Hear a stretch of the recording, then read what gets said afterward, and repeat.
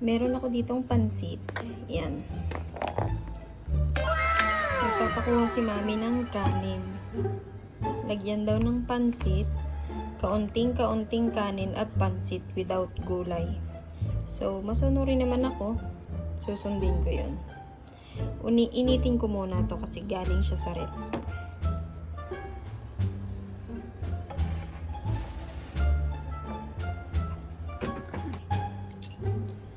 Ayan.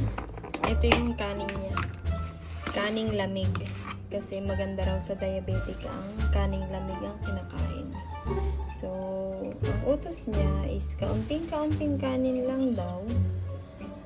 At lagyan ng pansit without gulay. Masunurin naman ako.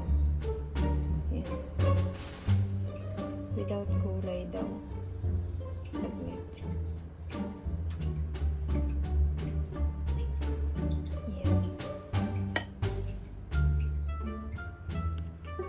Without gulay.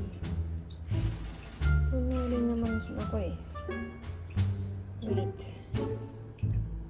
Ready na ang kanyang kanin.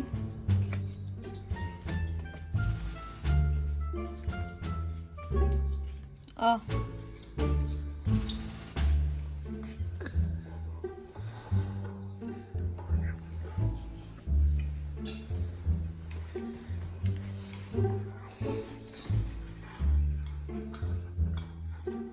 Ba't ganun yung kanin? Sabi niyo kaunting-kaunting kanin lang. Di ba?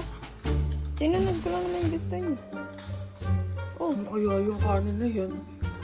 Wala pa nga yung isang kutsara. Sabi niyo kaunting-kaunting kanin lang. So, i-review ko yung CCTV para marinig niyo. Ano ba yan? Oh. Di ba sabi niyo konti lang? Kaunting-kaunti lang. Oh. Sinunod ko naman gusto niyo. Ayun niya, bilhin niyo eh. Dagdagan ko pa. Ha? O, tapos sabi mo pansit, walang gulay. Walang kanin eh. Ano ba utos niyo? Konting kanin, tsaka pansit.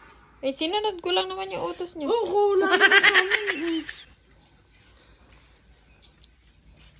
Ayaw, binalik. Utos niya, kaunti lang daw eh.